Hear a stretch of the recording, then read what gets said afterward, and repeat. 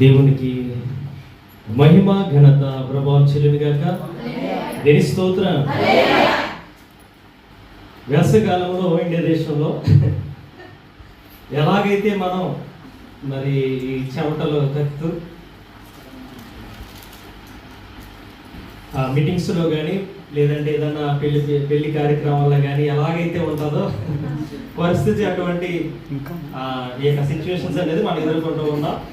ఏదైనప్పుడు కూడా దేవునికి మహిమ, ఎందుకంటే ఆయనకి సన్నిధిలో ఇటు రీతిగా ఆలోచించుకోవడం దేవుడు మనకి అవకాశాన్ని దయచేసిన విధానం బట్టి దేని స్తోత్రం. మరి ప్రియా దేవుని బిడ్డలారా, మరి ఈ దినాన్ని అయితే ఖైతాన ప్రాంతంలో కూడా చాలా సంతోషంగా ఆరాధన జరిగింది. అనేక మంది బిడ్డలు వచ్చారు. మరి సహోదరు అయితే మౌనిక మరి చక్కని వాక్యాన్ని అందించింది ఈ దినాన్ని. మరి ఆ బిడ్డను బట్టి కూడా నేను దేవుని మహిమపరుస్తూ ఉన్నాను. మీరందరూ కూడా రీతిగా వాడబడాలని ప్రేమతో తెలియజేస్తున్నాను. వాక్యాన్ని మనం చదువుకుందాం. వాక్యం యొక్క లోతులోకి మనం వెళ్దాం. ప్రకటన గ్రంథము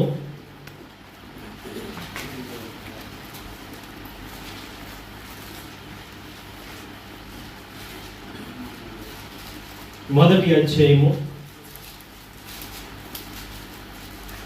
ప్రకటన గ్రంథము 1వ అధ్యాయము 3వ వచనాన్ని ఒకసారి మనం ధ్యానం చేద్దాం. సమయము సమీపించినది గనుక ఈ ప్రవచన వాక్యములను చదువువాడును వాటిని విని ఇందులో వ్రాయబడిన సంగతులను గైకొను వారును ధన్యులు. దేని స్తోత్రం కలిగిందా. యేసుక్రీస్తు ప్రభు వారు ఆయన సువార్త ప్రకటించేటువంటి సమయంలో ఈ యొక్క కొండ మీద చేసినటువంటి ప్రసంగంలో అక్కడ కొన్ని ధన్యతల గురించి తెలియజేశాడు. ఆయన దుఃఖపడే వారు ధన్యులు, వారు ఓదార్చబడదురు. లేదంటే నీతి నిమిత్తం హింసించబడిన వారు ధన్యులు, ఆకలి దప్పులు కలిగినటువంటి వారు ధన్యులు, సమాధాన పరచబడినటువంటి వారు ధన్యులు. ఈ విధంగా చాలా ధన్యతల గురించి ఆయన తెలియజేశాడు. ఇవన్నీ ధన్యతల కంటే చాలా ప్రాముఖ్యమైనటువంటి ధన్యత ఏంటనంటే కనుక ఏంటది? ఈ యొక్క బైబిల్ గ్రంథంలో నుంచి వాక్యాన్ని ఎవరైతే ధ్యానిస్తారో, ఎవరైతే చదువుతాడో, ఎవడైతే వాటి చెప్పున నడుచుకుంటాడో వాడు ధన్యులు అనేది వాక్యము సెలవిస్తుంది. ప్రియ సహోదరులారా, దీంట్లో మనం శ్రేష్టమైన విషయాలు కానీ ఒకసారి ఆలోచన చేస్తే సమయము సమీపించుచున్నది కనుక దేనికోసం చెప్తూ ఉన్నాడు ఇక మాటలో ప్రకటన గ్రంథకర్త? ఎందుకంటే కనుక యేసుక్రీస్తు ప్రభు యొక్క 2వ రాకడ గురించి ఆ యొక్క పద్మాసు ద్వీపంలో ప్రవాసి అయినటువంటి సమయంలో డొమేషన్ అనేటువంటి చక్రవర్తి ఏం చేశాడంటే ఈ పద్మాసు ద్వీపంలో తీసుకెళ్లి పడేశాడు ఈ యొక్క భక్తుడైనటువంటి యోహాను గారిని. అక్కడ ఆత్మవశుడై ఆ పరలోక గవిని చూసి యేసుక్రీస్తు ప్రభు యొక్క దర్శనాన్ని పొందుకొని ఆయన తెలియజేసినటువంటి సంగతులు ఇక గ్రంథంలో మనం చూస్తాం. అయితే 3వ వచనంలో చెప్తూ ఉన్నాడు కదా ఏమంటే కనుక సమయము సమీపించుచున్నది కనుక దేని గురించి సమీపిస్తుందంటే కనుక యేసుక్రీస్తు ప్రభు తెలియజేశాడు, ఇదిగో నేను త్వరగా వచ్చుచున్నాను.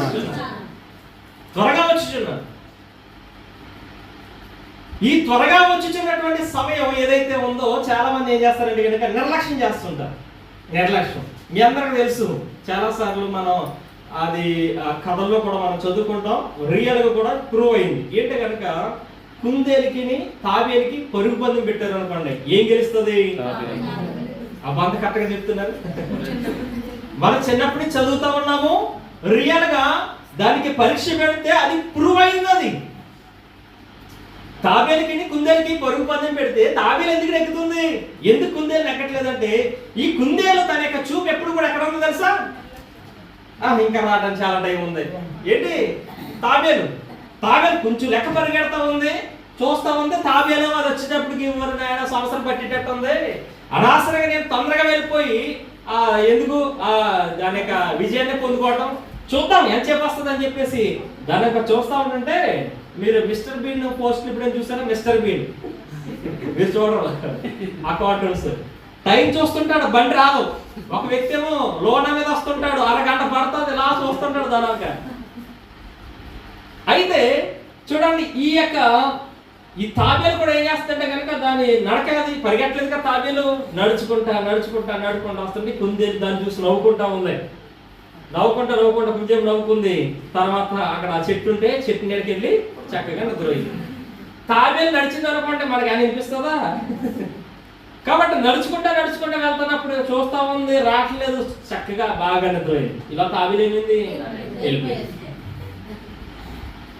దేవునికి రాకడ గురించి కూడా ఆలోచన చేస్తుంటే మనకి ఆలోచన అంతా కూడా ఎలా ఉందంటే కనుక ఆయన వచ్చినట్టు పరిగెట్టుకు వెళ్ళిపోదాంలే, ఇంకా చాలా టైం ఉంది. లేదంటే ఆయన వచ్చే ముందు మనం రక్షించబడదాంలే ఆ దొంగ వాళ్ళు, ఇంకా చాలా టైం ఉంది. కాబట్టి ఇంకా చాలా సమయం ఉంది, ఇంకా చాలా ఆలస్యం చేస్తాడు ఆయన అన్నట్లుగా నిర్లక్ష్యం చేస్తూ ఉన్నారు. అధిక వాక్యం సెలవిస్తుంది, ఎంత గొప్ప నిర్లక్ష్యం మనం నిర్లక్ష్యం చేసిన ఎలా తప్పించుకుంటాం. నిర్లక్ష్యం చేసే వాళ్ళు చాలా ఎక్కువగా ఉన్నారు. దేవుడు మనకు తాటికి ఎంత బ్రెయిన్ ఇచ్చినా కానీ కనీసం సమయం విషయంలో జ్ఞానం లేకుండా పోతూ ఉంది. కానీ మన శత్రువు ఎంత ఎలర్ట్గా ఉంటున్నాడంటే కనుక వాడు ప్రతి నిమిషం కూడా టైం అనేది చాలా సద్వినియోగం చేసుకుంటాడు.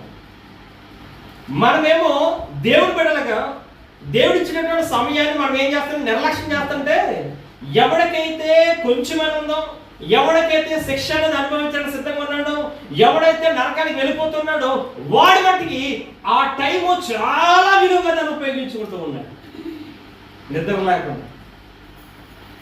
దేవుడి బిడ్డలేమో దాన్ని పాడు చేసుకుంటూ ఉన్నారు, అపవాదేమో దాన్ని సద్వినియోగం చేసుకుంటున్నాడు. నిజంగా ఎవరు సద్వినియోగం చేసుకోవాలి? దేవుని బిడ్డలుగా మనం సద్వినియోగం చేసుకోవాలి. కానీ మనం సద్వినియోగం చేసుకోవట్లా, అపవాది సద్వినియోగం చేసుకుంటూ ఉన్నాడు. చూడండి ఒకసారి వాక్యం నుంచి మనం వెళ్దాం. ప్రియదేవుని బిడ్డలారా, ప్రకటన గ్రంథంలోనే 12వ వచనం ఒకసారి చూద్దాం. ప్రకటన గ్రంథము 12వ అధ్యాయము 12వ వచనాన్ని ఒకసారి చూద్దాం. పరలోకమా, పరలోక నివాసులారా ఉత్సహించుడి. భూమి సముద్రమా, మీకు శ్రమ. అపవాది తనకు సమయము కొంచెమే అని తెలుసు. చూడండి, అపవాది తనకు సమయము కొంచెమని తెలుసుకొని బహు క్రోధము గలవాడై మీ యొద్దకు దిగి వచ్చుచున్నాడని చెప్పాను. చూడండి, వాడు తెలుసు ఏంటంటే తనకు సమయము కొంచెమే అని తెలుసు. ఏమన్నా కొంచెం కదా? భక్తుడు దావీదు అంటాడు, ఏమన్నా తెలుసా? ప్రభువా, నీవు నా యొక్క ఆయుష్కాలం ఎలా చేసావు? బెత్తడంతగా చేసి ఉన్నావు. భక్తుడైనట్టు మోషే ప్రార్థన చేస్తాడు 90వ కీర్తనలో, అయ్యా నా యొక్క దినముల పరిమాణం లెక్కించును నాకు నేర్పించు. ఎందుకు? అది చాలా వెరీ షార్ట్ పీరియడ్ అనమాట, చాలా తక్కువ సమయం. ఎలాంటి సమయం అంటే కనుక హాస్పిటల్ బెడ్ మీద ఉంటే 24 గంటలు గడిస్తాను కానీ చెప్పలేమంటారు చూసారా? అటువంటి పరిస్థితి మనదే. కానీ మనం ఏమనుకుంటున్నాం? చాలా మంచి ఆరోగ్యంతోనూ ఆయుష్ దేవుడు ఇచ్చాడు, చాలా చక్కగా రోజులు గడిచిపోతున్నాయని. కానీ ప్రియ దేవుని బిడ్డలారా, మన కళ్ళ ముందు మన తోటి వారు ఎంతో మంది అప్పటికే మరణించి ఉన్నారు. అది మాత్రం మనకి అలా గ్రహింపు రావట్లా. కాబట్టి ఈ అపవాదైతే ఎంతగానో మెలకుగా ఉండి వాడు ఏం చేస్తున్నాడ? అపవాది తనకు సమయము కొంచెమని తెలుసుకుని వాడు ఏం చేస్తున్నాడు? పరిగెట్టుకుని ఆడు మన దగ్గర తగలడుతున్నాడు.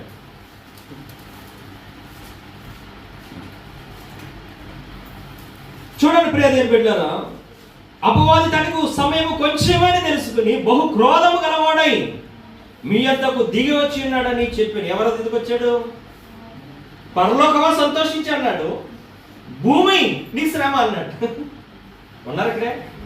పరలోకమా సంతోషించు, భూమి. దేవుడు వచ్చేటువంటి రాకడికి యుద్ధాలు జరుగుతాయి, కరువులు ఏర్పడతాయి, భూకంపాలు వస్తాయి, తర్వాత వ్యాధులు రోగాలు కూడా వస్తాయి. ఇవన్నీ మనం చూడలేదా? కొత్తవాడిని అరే బైబిల్ ఎప్పుడో 2000 సంవత్సరాల కింద రాయబడ్డది కదా అంటే కరెక్టే. కానీ ప్రెసెంట్ అవి మన కళ్ళ ముందు జరుగుతూ ఉన్నాయి. అయినా కానీ ఏం లేదు, గ్రహింపు లేదు. అపవాది వాడు ఏం చేస్తాడంటే తనకున్న జ్ఞానంతో సమయాన్ని వాడు సద్వినియోగం చేసుకుంటాడు మనల్ని బట్టి. మనమేమో దాన్ని సద్వినియోగం చేసుకోవట్లేదు. ఏం చేస్తున్నాం చూడండి. ఎఫెసీయులకు రాసిన పత్రిక 5వ అధ్యాయము 15-16 వచనాలు చూద్దాం.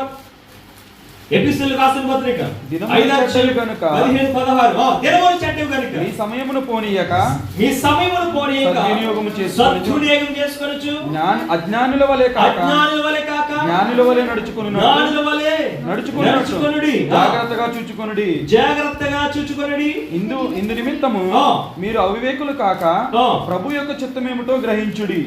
రైట్, ప్రియ దేవుని బిడ్డలారా, చూడండి, దినములు చెడ్డవి గనుక మీరు సమయమును పోనీయక అజ్ఞానుల వలె కాక జ్ఞానులై నడుచుకున్నట్లు చూచుకొనుడి అంటూ ఉన్నాయి. సమయాన్ని సద్వినియోగం చేసుకునేటువంటి వాడు జ్ఞాని.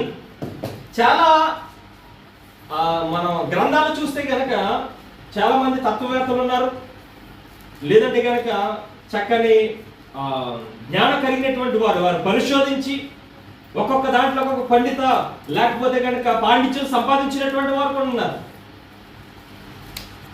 ఈ జ్ఞానులు చాలా మంది ఉన్నప్పుడు కూడా ఒక్కొక్క దాంట్లో జ్ఞానాన్ని సంపాదించుకున్నప్పుడు కూడా సమయ విషయంలో కనుక జ్ఞానాన్ని సంపాదించుకోలేదనుకోండి, అంతేమవుతుంది? ఒక ఆయన అన్నాడు, టైమ్ ఈజ్ మనీ అన్నాడు. ఏమన్నాడు? Time is money. Money is time అవుతుంది ఎప్పుడైనా? ఎప్పటికీ కాదు.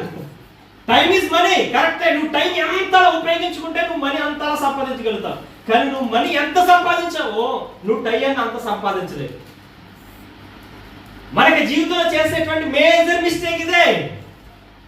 మనం టైంని ఉపయోగించుకుని ధనాన్ని సంపాదిస్తున్నాం, కానీ ధనాన్ని ఉపయోగించుకుని టైం మాత్రం ఎన్నటికీ సంపాదించలేము.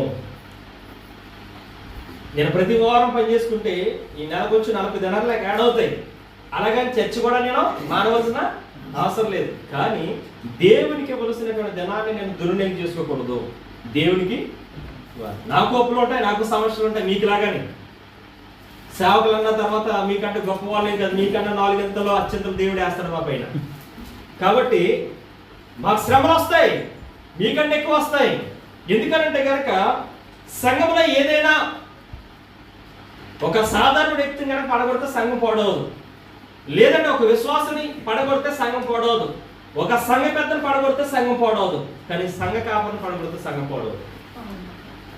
కాబట్టి మాకు శ్రమలు శోధనలు మీకంటే అధికంగా మాకు ఎప్పుడు వస్తాయి. కానీ ప్రియమైన బిడ్డలారా, మనము ఈ యొక్క శ్రమలు శోధనలు కష్టాలు వస్తాయని చెప్పేసి దేవునికి ఇవ్వాల్సినటువంటి సమయాన్ని ఏం చేయకూడదు, మనం దుర్వినియోగం చేయకూడదు. ధనాన్ని సంపాదించాలి, కరెక్టే. మన శక్తి మేరకు దేవుడు సహాయం చేస్తే ఉన్న కొద్దిపాటిలోంచి కూడా దేవుడు అప్పులన్నీ కూడా తీర్చుకుంటూ వస్తాడు, ఎదుటి వారి మనసు కరిగిస్తాడు. కానీ మనం సంపాదించిందల్లా మనము దేవునికి ఇవ్వాల్సిన సమయాన్ని ఇవ్వకపోతే కనుక జరిగే పరిస్థితి ఏదో తెలిస్తే సంపాదించింది కూడా వెళ్ళిపోతుంది. కానీ జ్ఞానం కావాలి ఏ విషయంలో? సమయ విషయంలో. అయితే మీకు దేవుడు అందుకే అన్నాడు, కొన్నిటిని చూసి జ్ఞానం నేర్చుకోమన్నాడు, బుద్ధి తెచ్చుకోమన్నాడు. వేటిని? దేని స్తోత్రం కలిగి కాక. చూడండి ఒకసారి బైబిల్ గ్రంథంలో నుంచి చూద్దాం, చాలా చక్కని మాటలు. సామెతల గ్రంథము 6వ అధ్యాయము 6వ వచనం. మీరందరూ తీయండి దయచేసి. సామెతల గ్రంథం 6వ అధ్యాయం. సోమరి చీమల యొద్దకు వెళ్ళి వాటి నడతను కనిపెట్టి జ్ఞానము తెచ్చుకొనుము.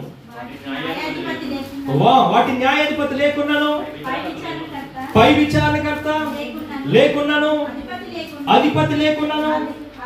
అవి వేసవికాలమందు ఆహారము సిద్ధపరచుకొనును, కోతకాలమందు ధాన్యము కూర్చుకొను. దేని స్తోత్రం కలుగును గాక. అంటే నాకు ఒక డౌట్, మీరు తీర్చాలి. ఏంటా డౌట్ అంటే, మనిషి ఎంత ఉంటాడో చేమ ఎంత ఉంటుంది? అవునా? ఇక్కడ చేమ ఎంత ఉంటుంది? సరే, మనిషి ఎంత ఎత్తున్నాడు కదా, మనిషి తలకాయ ఎంత ఉంది, దాంట్లో బ్రెయిన్ ఎంత ఉంటుంది? ఎంత ఉంటుంది? చేమ ఎంత ఉంటుంది? దాని బ్రెయిన్ ఎంత ఉంటుంది? అవునారు? ఇక్కడ చేమ ఎంత ఉంటుంది, దాని బ్రెయిన్ అలా కనిపించదు. దాన్ని ఎలా నిలపమంటే దాని బ్రెయిన్ ఎంత ఉంటుంది? ఉన్నారు అక్కడ.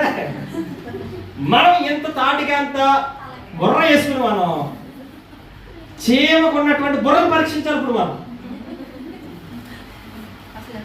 అంటే దేవుడు ఎంతలా మనకు బుద్ధి చెప్తున్నాడు ఒకసారి ఆలోచన చేయండి. మన తలలో పడితే కూడా చీమ కనిపించదు. కానీ ఆ చీమను చూసి మనం ఏం చేయాలా? బుద్ధి తెచ్చుకొని దానికి ఉన్నటువంటి జ్ఞానాన్ని మనం సంపాదించుకోవాలి. అంటే మనిషికి ఉన్న జ్ఞానాన్ని దేనికి ఉపయోగిస్తున్నాడు ఆలోచన చేయండి. ఉన్న జ్ఞానాన్ని కాస్త ఏం చేస్తున్నాడు? అది టైం పాస్ చేస్తున్నాడు అంతే, కాలక్షేపం.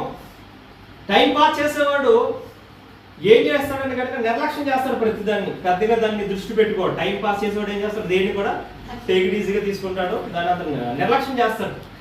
కానీ దేనికి వాక్యం సెలవిస్తుంది? మనం అందరం కూడా జ్ఞానం కలిగి బ్రతకాలి. సమయ విషయంలో చీమను చూసి బుద్ధి తెచ్చుకోవాలి. ఏ విషయంలో చూడండి, చీమని దానికి నడతను చూసి దానికి ఎవరు నేర్పించాడు? చిన్నప్పటి నుంచి చెయ్యటం నేర్పించాడు ఎవడైనా? బాలుడు నడవలసిన త్రోవను వాడికి నేర్పుము. చీమ నేర్పించిందా? ఒక చీమ చేయి పట్టుకుని రారా నా వెనకాలని తీసుకెళ్ళి చూపించిందా? లేదు. కానీ మనిషికి చిన్నప్పటి నుంచి కూడా ఎదుగుతున్న కొద్ది వాడికి నేర్పించిన తర్వాత అకస్మాత్తుగా వాడు భుజం దాటిన తర్వాత ఏమవుతున్నాడు? తిరిగి మళ్ళీ ఆడిపడతాడు. కానీ చీమలు ఎవరి దగ్గర నేర్చుకోలేదే.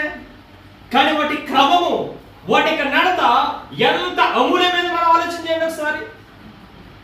ఈ చీమలకి మనకున్న వ్యత్యాసం అదే, మన నడక వంకటంకరంగా ఉంటుంది. కానీ భక్తుడైనటువంటి హానోకు దేవునితో నడిచాడు. కారణం ఏంటంటే దేవునికి ఇవ్వాల్సిన సమయాన్ని దేవునికి ఇచ్చకుండా వచ్చాడు. అదే కనుక లోకంలోనికి అక్కడ పరిగెడితే లోకంలో శరీరాశ, నేత్రాశ, జీవనము, శరీరాశలు ఇవన్నీ కూడా ఉన్న కారణం చేత ఏ ఒక్క స్థలంలో కూడా వాడు నిలబడతాం. అపవాది గురించి ఒక మాట ఉంది. అపవాదే, ఒరే సైతం నువ్వు ఎక్కడి నుంచి వచ్చావంటే నేను భూమి మీద ఇటు అటు తిరిగి ఉన్నారు. ఇక్కడ వాడి యొక్క బుద్ధి అది. వాడికంటే ఒక నిశ్చయమైనటువంటి స్థలం ఉండదు. మన సంఘస్థులు చాలా అంటే చాలా మెచ్చుకోవాలి. మన సంఘస్థులు ప్రతి ఒక్కరిని చాలా మెచ్చుకోవాలి, 100%. ఎందుకనంటే కనుక దేవుని సన్నిధి విషయంలో ఇక్కడ అక్కడ గొంతులేసేటువంటి రకం కాదు. దేవుని స్తోత్రం కలిగిన క్రమంగా మీరందరూ కూడా దేవునికి సన్నిధి అటెండ్ అవుతుందో చూస్తారా? నిజంగా నా హృదయపూర్వకంగా తెలియజేస్తున్నాను, దేవుడు మేము బహుగా దీవించునుగా. ఎందుకనంటే నిలకడ లేనటువంటి స్థలంలో లేదా నిలకడ కలిగినటువంటి జీవిత విధానం లేకపోతే ఎప్పటికీ ఆ వ్యక్తి ఏం చేయడు? ఆశీర్వదించబడ్డు. అతనికి జీవితం బాగుపడటానికి అవకాశం లేదు. ఒక చోట నిలకడగా ఉంటే ఏదో ఒక సమయాన్ని వృద్ధి చెందడానికి అవకాశం ఉంటుంది. కానీ ఎక్కడొక అడుగు అక్కడొక అడుగు, ఆటో పడం మీద అడుగు, ఇటో పడం మీద అడుగు వేసి ఇటు పొద్దు అడుగు తెలియదు. మీరు సంఘానికి రెగ్యులర్గా అటెండ్ అయ్యి మీరు సంఘంలో భాగస్తులు ఉన్న కారణం చేత మేమందరం కూడా మీ సహోదరులాగా ఏం చేస్తున్నాం? కష్ట సమయంలోనో, ఇబ్బందుల్లోనో, సంతోషంలోనో మా యొక్క ఒకరి చెయ్యి ఒకరు అందుకుని మనం ఏం చేస్తున్నాం? వారు ప్రోత్సహించి వారికి సహకారంగా ఉంటూ ఉన్నాం. కారణం ఏంటి? ఒక నిలకడ కలిగినటువంటి సహవాసాన్ని బట్టి. ఆ విషయంలో చాలా మెచ్చుకోవాలి. కాబట్టి చీమలు చూసి నేర్చుకోవాలంటే కనుక నడక సరైనటువంటి రీతిలో మనం క్రమాన్ని మనం నేర్చుకోవాలి. జ్ఞానం నేర్చుకోవాలి. సమయ విషయంలో మనం సరిగ్గా ప్రవర్తిస్తున్నామా లేదా. రెండవ చెప్తాడు కదా, విచారణకర్త లేడంట. విచారించేవాడు అవడం లేడు. తన మీద ప్రియదేవం వెళ్ళారా ఆలోచించి వరే నువ్వు ఎలా చెయ్యి అలా చెయ్యి అని చెప్పేవాడు లేడు. ఎవరికి? చీమకు ఉన్నటువంటి ఇంకొక గొప్ప విషయం ఏంటంటే నాకు ఇప్పుడు గుర్తొచ్చింది. చీమకు ఉన్నటువంటి బలము కంటే రెట్టింపు బలాన్ని మోస్తుంది అంటది. ఉన్నారంటే చీమ ఏం చేస్తుంది? అది 1 గ్రాము ఉంటే 2 గ్రాముల బరువు మోస్తుంది, 2 గ్రాములు ఉంటే 4 గ్రాముల బరువు మోస్తుంది. మనం 40 కిలోలు ఉంటే 20 కిలోలు బస్తా మోయడానికి నాన్న తిప్పలు పడతాం. చీమలో నిజంగా చూసి చాలా బుద్ధి తెచ్చుకోవాలి. చీమలు చూసి వాటికి శక్తి సామర్థ్యాలు చాలా తక్కువ, కానీ జ్ఞానం చాలా ఎక్కువ. ఈ యొక్క చీమకి నడక సరైన రీతిలో ఉంటుంది. దానికి ఎవరు సలహాలు ఇవ్వకపోయినా కానీ ఒక క్రమంగా నడుచుకుంటూ వెళ్తాయి. అవి కష్టపడతాయి. సోమరగొండ మనకలాగా ఫోన్ చేస్తే అమ్మ చర్చికి వస్తున్నారా? ఈ వారం రావట్లేదండి పాస్టర్ గారు, వచ్చి వారం వస్తాం. మన వాళ్ళు ఇప్పుడే ఊరి నుంచి వచ్చారండి పాస్టర్ గారు, అలసిపోయానండి, కొంచెం తలపోటుగా కొంచెం జ్వరంగా ఉంది, ఇప్పుడే ఒక 5 నెలలు పెట్టి ఇంజక్షన్ చేయించుకొని టాబ్లెట్లు వేసుకున్నాడు. పనికి ఎవడమన్నాడు, మళ్ళీ ఆవిడ ఇంజక్షన్ చేయించుకోమన్నాడు. కాబట్టి మన ఈ రోగాలన్నీ ఏసు రక్తంలో పోనుగాక, కాక. కాబట్టి మన చూడండి ఆది కాండంలో కూడా దేవుడు సెలవిచ్చాడు. దేవుడు 7 రోజులు కనుక సృష్టిని 6 రోజుల్లో ముగిస్తే 7 రోజులు ఏమన్నాడైనా ఇది ప్రత్యేకంగా మీరేం చేయాలి, దేవుడికి కేటాయించాలని చెప్పాడు లేదా? అది టైం, సమయము, అది ఖచ్చితంగా కేటాయించవలసిందే దేవునికి. కానీ ఆయుష్లో మనకి ఖచ్చితంగా ఉండదే, ఒక నిలకడతనం ఉండదు మనకి. కాబట్టి చీమలో వాటికి ఆలోచనకర్త కానీ విచారణకర్త కానీ లేకపోయినా కానీ వాటికి క్రమంగా నడుచుకోవటం మనం చూడవచ్చు. దీంట్లో 3వ మాట కూడా మనం చూడొచ్చు అండి ఈ చీమల గురించి. అవి వేసవికాలమందు ఆహారము సిద్ధపరచుకొనును. వాటికి సిద్ధపాటు కలిగినటువంటి లక్షణం ఉంది. ఇది మోస్ట్ ఇంపార్టెంట్. ఏ లక్షణం అది? సిద్ధపాటు కలిగినటువంటి లక్షణం. సిద్ధపాటు ఉన్నటువంటి వ్యక్తి సమయాన్ని వృధా చేసుకోడు. ఎప్పుడు కూడా మనము డ్యూటీ విషయంలో సిద్ధపాటు ఉంటే సమయం ఎందుకు వృధా చేస్తాం? 8 గంటల డ్యూటీ అంటే మనం 8:30కి వెళ్తామా? ఎందుకని 7:30కి మనం లేస్తాము అంటే సిద్ధపాటు మనకు ఉంది కాబట్టి ఒక అరగంట ముందు లేస్తాం. కానీ ఈ భూ సంబంధమైన ప్రతి విషయంలో మనకు సిద్ధపాటు ఉన్నాయి, కానీ దేవుని యొక్క మందిరం విషయంలో సిద్ధపాటు లేకుండా పోతుంది. వాక్యం చదివే విషయంలో సిద్ధపాటు లేకుండా పోతుంది. పాటలు పాడే విషయంలో సిద్ధపాటు లేకుండా పోతుంది.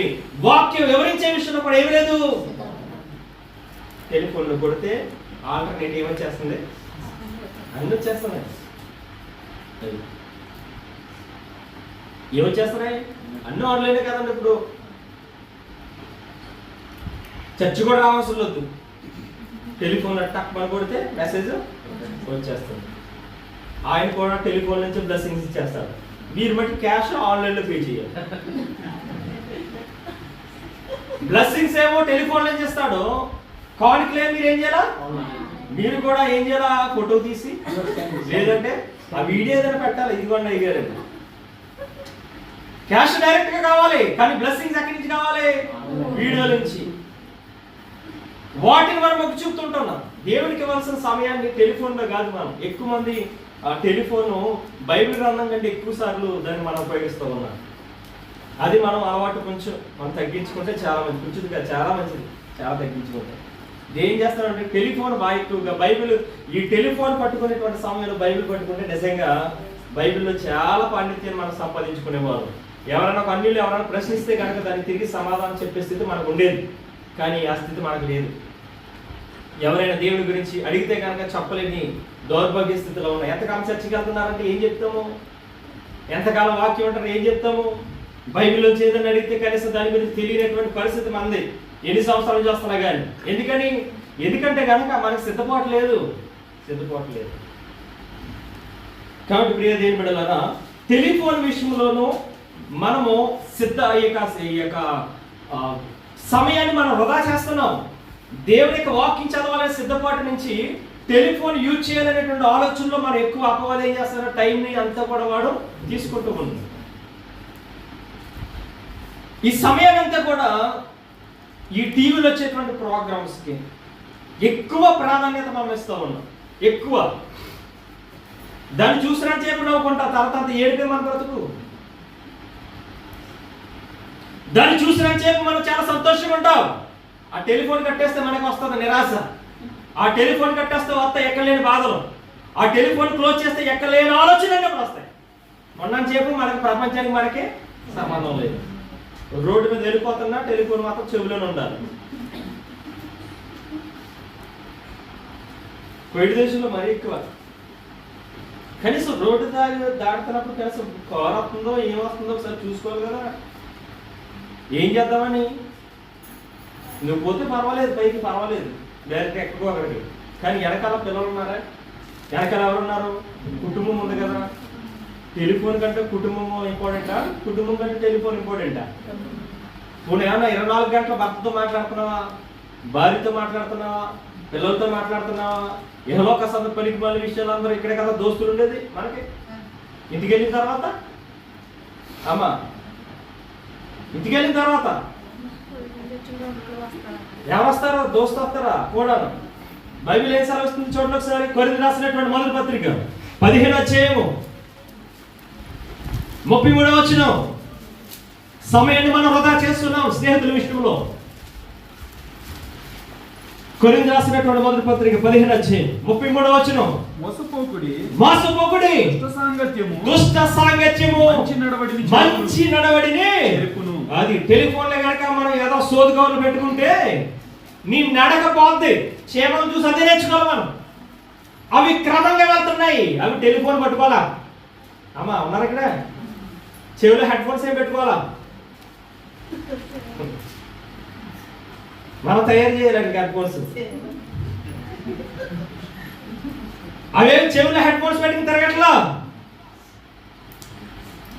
కానీ చూడండి వాటి యొక్క నడక చాలా క్రమంగా ఉంది. మనకి చెవిలో హెడ్ ఫోన్స్ ఉన్నాయి, మనకి దోస్తులు చాలా ఎక్కువ. దుష్ట సాంగత్యం మనకి బాగా అలవాటు అయింది.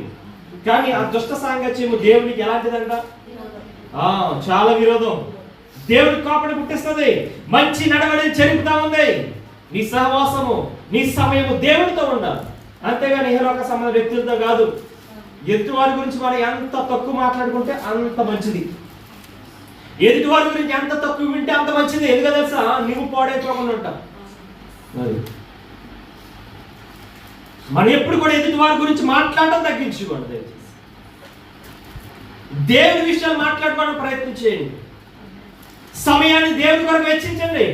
ఎందుకంటే ఇది దినము లాంటివంట. దినములు చెడ్డవి కనుక సమయాన్ని మాత్రం మీరేం చేయొద్దు.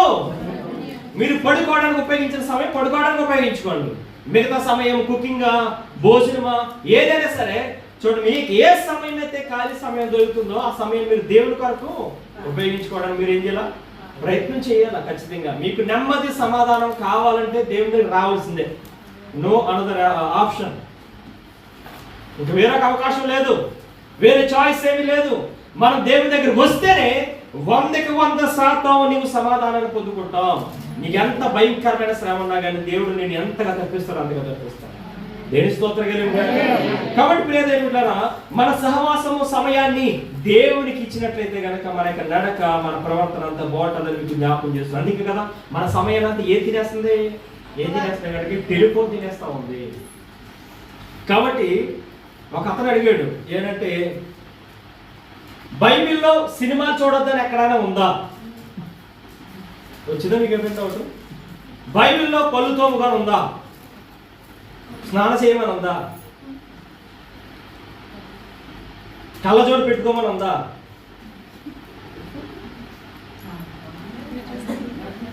బైబిల్లో చూడండి ప్రియదేవుని బిడ్డలారా, కొన్నిట్లు ఉన్నాయి. కొన్ని కాలక్రమేపా దాన్ని ఉపయోగించుకుంటూ వచ్చాం, కాదని అంటున్నా. కానీ చూడండి, బైబిల్ గ్రంథంలో ప్రత్యేకంగా డైరెక్ట్ గా సినిమాలు చూడొద్దు అని చెప్పబడలేదు, కానీ సినిమాలు కూర్చునే వివరణ అయితే బైబిల్లో ఉంది. ఒకసారి బైబిల్ చూద్దాం. చూడండి, కొరింథీయులకు రాసినటువంటి మొదటి పత్రిక 7:13 కొరింథీయులకు రాసినటువంటి మొదటి పత్రిక. ఏ స్త్రీకైనను అవిశ్వాసమైన భర్త ఉండి ఆమెకు కాపురం చేయు. 7:31 కొరింథీయులకు రాసినటువంటి మొదటి పత్రిక 31.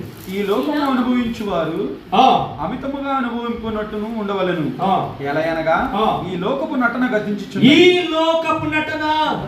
గతించుచున్నది, మీరు చింతలేని వారై ఉండవలెనని కోరుచున్నాను. అది ఈ లోక నటన ఏమవుతుందంట? గతించిపోచున్నది. ఈ లోకం అనుభవించేవారు అమితముగా అనుభవింపనట్టును ఉండవలెను. అంటే పూర్తిగా దాన్ని అనుభవించిన వారుగా ఉండకూడదు. రెండవదిగా ఏలైనగా ఈ లోకపు నటన గతించున్నది. మరి సినిమాలో నటన కదా అన్నారు అక్కడ. సినిమాల నటన అదేమైపోతుంది అంటే గతించిపోతుంది. గతించనిది ఏదైనా ఉందంటే అది వాక్యం, దేవుడు. అందుకన్నాడు కదా ఏంటంట, ఈ లోకము గతించిపోను కానీ ఆయన యొక్క వాక్కు ఎల్లప్పుడూ కూడా స్థిరముగా ఉంటది. ఆయన యొక్క వాక్యంలో సున్నైనను పొలైనను తప్పిపోదు.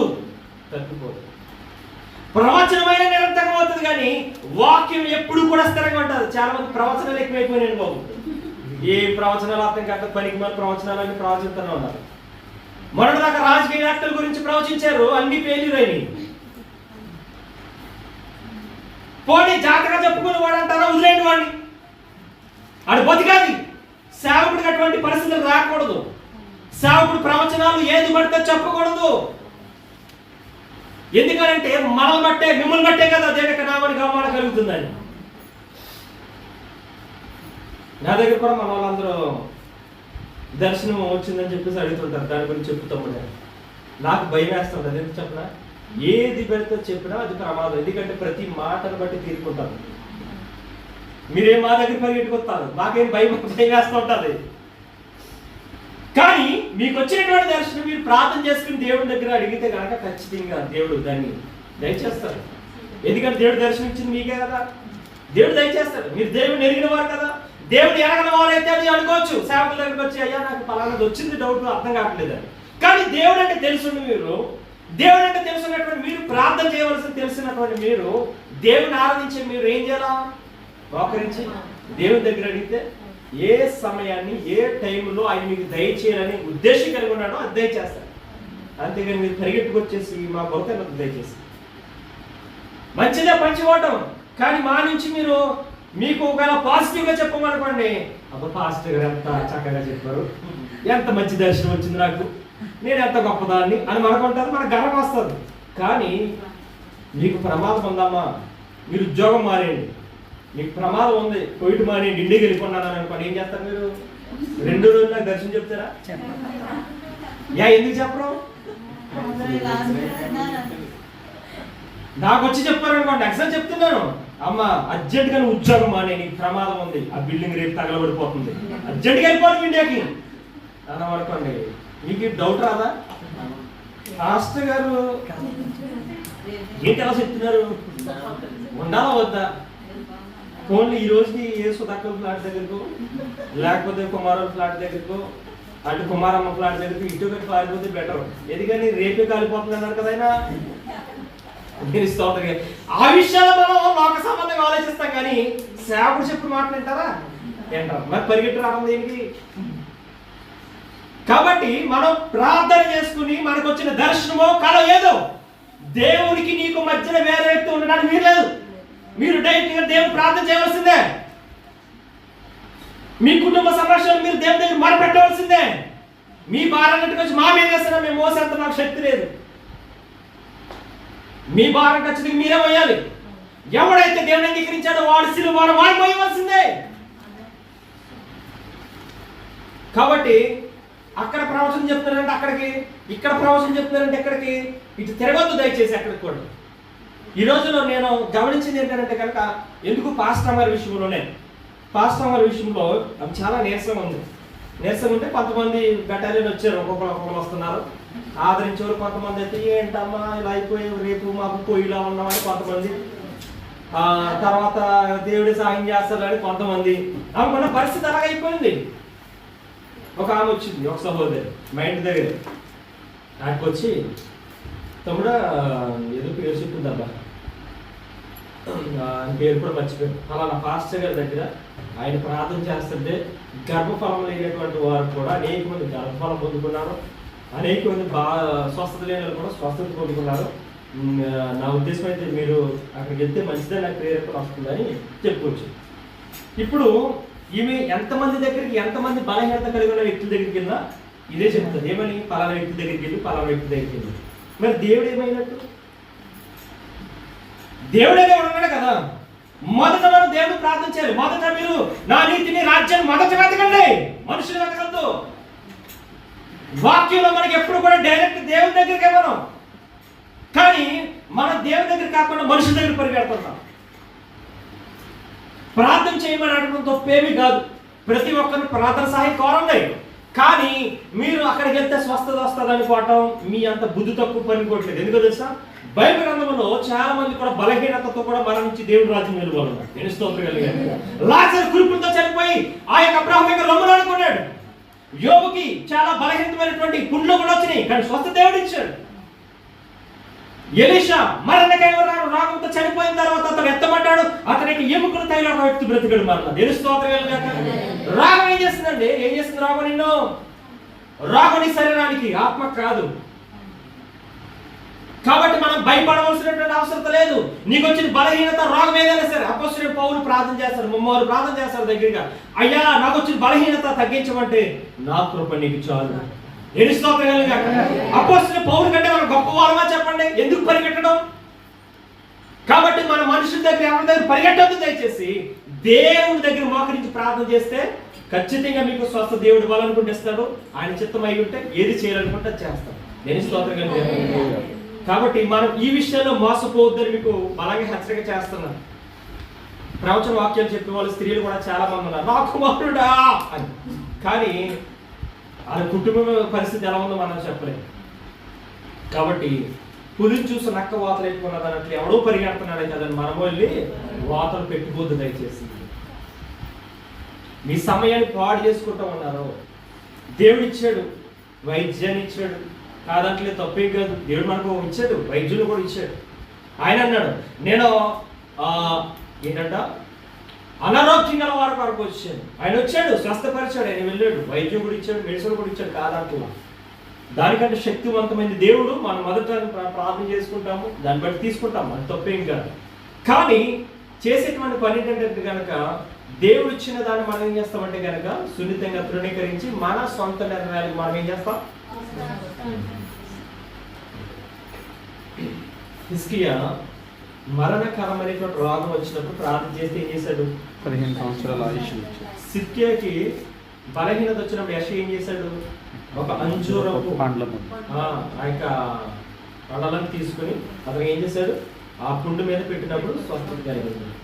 ఏ ప్రార్థన చేస్తే స్వస్థత రాదా? వస్తుంది కదా. కానీ ఎందుకని దేవుడు ఆ పద్ధతిని ఎంచుకున్నాడు? దేవుడు ఒక్కొక్క రీతిగా స్వస్థపరుస్తాడు, కాదని అనుకోలేదు సుమా. కాబట్టి మన విశ్వాసం ఉంచాలి, మనం పరిస్థితిని బట్టి మనం ఉపయోగించుకోవటమే. కానీ దేవుని బట్టి వదిలేసేటువంటి వారుగా ఉండకూడదని మీకు జ్ఞాపకం చేస్తున్నాను ప్రియ దేవుని బిడ్డలారా. కాబట్టి ఈ లోకం అంతా కూడా ఎలాంటిదంటే కనుక సమయాన్ని వృధా చేసేటువంటిది, నటనతో కూడినటువంటి పరిస్థితులు అన్నీ కూడా. కాబట్టి మనం ఈ లోక సంబంధం వాటికి ఏం చేయకూడదు, సమయాన్ని మనము ఉపయోగించకూడదని మీకు జ్ఞాపకం చేస్తున్నాం. కాబట్టి మనం ఎలా ఉండాలంట? అజ్ఞానుల వలె కాక అజ్ఞానులు ఏం చేస్తారు? మన సమయాన్ని పాడు చేసుకుంటారు. సమయాన్ని పాడు చేసుకుంటాం. మనకందరికి జ్ఞానం ఉంది కాబట్టి మనం ఏం చేయాలి? సమయాన్ని మనం ఉపయోగించుకోవాలి. అపవాది వచ్చి ఏం చేస్తారు? మన సమయాన్ని పాడు చేస్తారు. పాడు చేయకుండా ఉండాలంటే ఒకటి ధరించాలి. వాక్యశాల చూడండి ఒకసారి. మన సమయాన్ని పాడు చేయకూడదు, మనకున్నటువంటి ఈవులు వాడు పాడు చేయకూడదు అంటే కనుక ఎఫెసీయులకు రాసినటువంటి పత్రికలో 6వ అధ్యాయము దయచేసి 11వ వచనాన్ని 13వ వచనాన్ని ఒకసారి మనం చూద్దాం. 11 నుంచి 13 వరకు. మీరు అపవాది తంత్రములను ఎదిరించుటకు శక్తిమంతులగునట్లు దేవుడిచ్చు సర్వాంగ కవచమును ధరించుకొనుడి. మనము పోరాడునది శరీరులతో కాదు కానీ ప్రధానులతోనూ అధికారులతోనూ ప్రస్తుత అంధకార సంబంధులకు లోకనాథులతోనూ ఆకాశ మండలమందున్న దురాత్మల సమూహములతో పోరాడుచున్నాము. అందుచేతనే మీరు ఆపద్దినమందు వారిని ఎదురించుటకును సమస్తము నెరవేర్చిన వారై నిలవబడుటకును శక్తిమంతులగునట్లు దేవుడిచ్చు సర్వాంగ కవచమును ధరించుకొనుడి. అది అపవాది మనం పాడు చేస్తుంటాడు, మన టైట్ పాడు చేస్తాడు. మనం చక్కగా బైబిల్ తీస్తామండి, బైబిల్ తీస్తాం, వెంటనే సైతాన్ కూడా వచ్చేస్తాడు అంతే. చర్చికి వెళ్దాం అనుకుంటాం, ఈరోజు వెంటనే సైతాన్ వచ్చేస్తాడు అంతే. ఈరోజు చర్చికి వెళ్తా కానీ సరదాగా మాలికి వెళ్దాం, మాలికి వెళ్ళి ఏం చేద్దాం? షాపింగ్ వెళ్దాం, అలా తిరిగి వచ్చేద్దాం. లేదంటే ఈరోజు బిర్యానీ వండుకుందాం ఇంట్లో, లేదంటే ఈరోజు మా అత్త వస్తుంది, మా అక్క వస్తుంది, మా వదిన వస్తుంది, మా ఫ్రెండ్ వస్తుంది, లేదా నా ఫ్రెండ్ వస్తున్నాడు, ఏం చేద్దాం? సరదాగా తిరిగేసి వద్దాం. ఎంతమంది లేరు? అందరం ఉన్నాం. అపవాది ఖచ్చితంగా వాడి తంత్రాలు మనం ఎరిగిన వాడు కాదు, మనకు తెలుసు వాడి తంత్రాలు. కానీ మనకు బుద్ధి ఉంటే, జ్ఞానం ఉంటే దేవునికి ఇవ్వాల్సినటువంటి ఈ పర్టికులర్ టయాన్ని మనం ఏం చేయాలా? కొంతమంది కొన్ని చక్కని నెపాలు చెప్తారు. నెపాలు అంటే చక్కని అబద్ధాలు అనమాట. అది అబద్ధం అన్నట్టుగా కూడా అనిపించదు మనకి. ఎలాంటి అబద్ధాలు చెప్పమంటారా? బ్రదరు, మధ్యాహ్నం మీరు 3 గంటలకు పెట్టారు కానీ పొద్దున్న 9 గంటలు పెడితే నేను ప్రతి వారం వచ్చేస్తాను. పుట్టిగా అన్నాడంటే దేనికి ఎగుతాను అన్నాడు అంట అమ్మ. అరే ఉన్న టైంలో నేను రావు చర్చికి, నీకోసం మళ్ళీ టైం మార్చాలా, సేవకులు టైం మార్చుకోవాలా, పనులు మార్చుకోవాలా, అన్ని మార్చేది నీకోసం. దేవుడు కూడా మార్చేస్తావు నువ్వు టైంకి. నువ్వు టైం మార్స్తేనే ప్రతి వారం వచ్చేస్తావు. దేవుడు రాకుండా కూడా పలానా టైంకి రా ప్రభు అని చెప్తావేమో నువ్వు. ఆ టైంలో తను మెలుకుంటాను, కలవ టైంలో తను పడుకుంటాను, కొంచెం టెలిఫోన్ చూసుకునేది. దేవునికి కూడా టైం పెట్టేటువంటి దౌర్భాగ్యమైన ఎలా ఉన్నాం స్థితిలో మనం ఉన్నాం. ప్రభు పలానా టైంకి రా, శీతాకాలం కింద రావద్దే, వేసవికాలంలో రా పర్లేదు.